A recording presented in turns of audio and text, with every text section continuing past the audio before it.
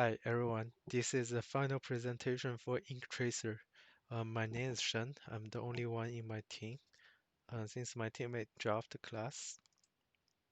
The overall goal of the project is to recognize what user is writing through the motion of the pen. We achieve this by attaching a Arduino on one end of the pen.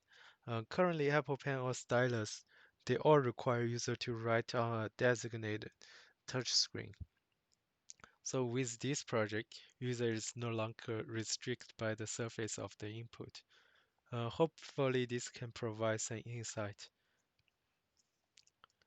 You can see in the picture, I simply taped the Arduino on my pen. Yeah. So there were two approaches in my mind. The first one is quite popular, which is to collect sensor data and train them using neural networks like TCN or LSTM. So I've read a paper called Pentelligence, which combines the pen tip motion and the writing sound for handwritten digit recognition. It, it's cool, but what if user wanted to want to train recognize Chinese or English letters, they have to reduce everything again. Um, then it comes to the second approach. I had it in my mind for a long time, which is to decouple the task into two subtasks. The first subtask is to generate the image of the trajectory, and the second subtask is what computer vision scientists have been doing for a long time, which is to recognize letters and digits in the image. It can be the image we just generated from the previous task or other images. So my second approach will visualize the trajectory of the Arduino. Um, Due to the lack lack of manpower and during this pandemic, it's very hard to find people to contribute to the data to train the neural network. I mainly focus on the second approach. So my project has five main components. The first component is visualization framework.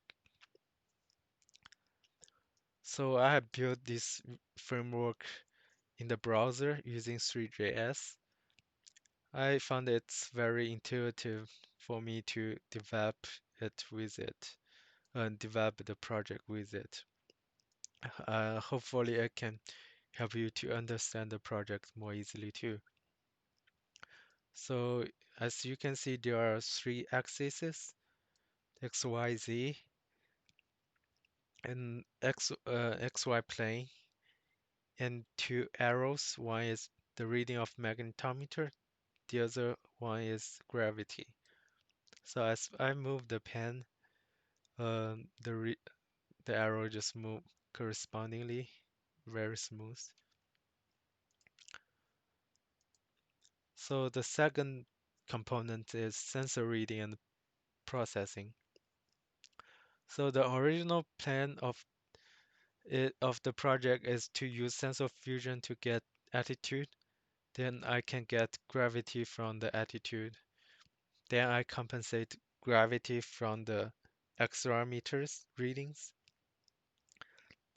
Then I can do double integral from the acceleration.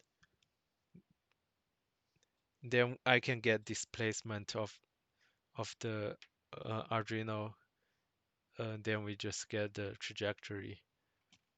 I actually have this road MATLAB thing here, but due to my poor DSP knowledge, it didn't work. I think I just accumulated a lot of error during the process. But luckily, uh, from my visualization framework, I found the the magnetometer reading can reflect the pattern of the motion pretty well with a small distortion. As you can see here, when I draw a 3, the reading of magnetometer forms a nice pattern here. So, so I just say, why don't I use this property?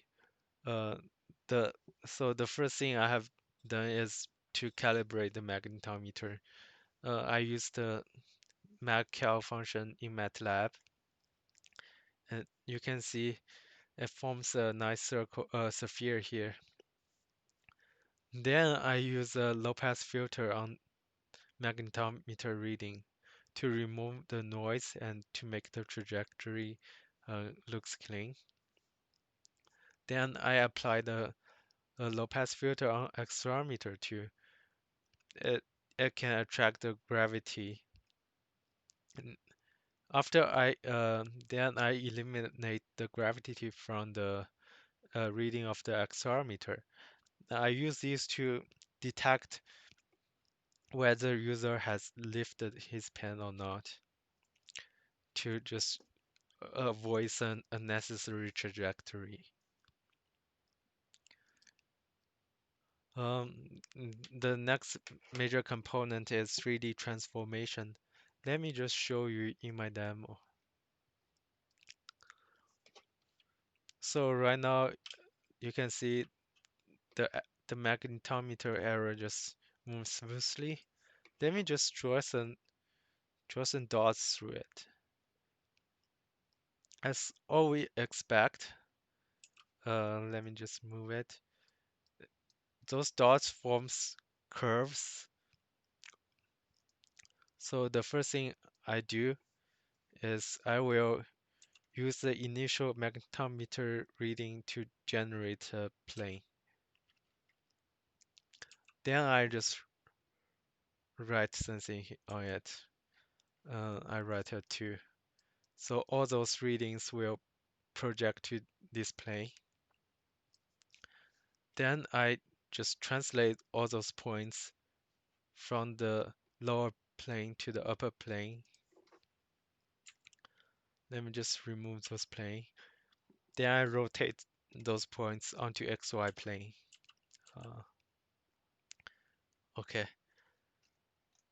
so let me remove all other things and move the camera onto it. And let me draw some line between the dots. You can see a nice 2 here. So at this step, we will just send this image to the server. So after we get the image, um, we need to do some 2D transformations. As you can see, the picture on the left uh, is the image we got from the screenshot. There are a lot of black space. So the first thing I do is to crop it, and then I just pass in black area to make it like other data in the MNIST data set. The next step is to do the downsampling.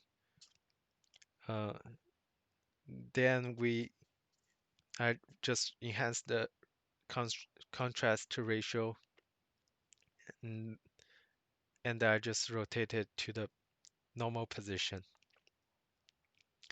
Uh, After this step, I feed this image, this process the image into a neural network, which is trained from the MNIST data set. I use 2 pairs of 2D convolution and max pooling layer, and one dense layer and one softmax layer. This is one result I got. As you can see, if I can detect the image very well. Uh, Here, the digit 3 is 0.99 sensing, which is orders higher than other like predictions. So next, let me show a demo here.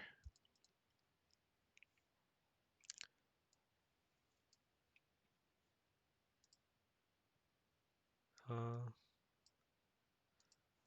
Let me just show the demo.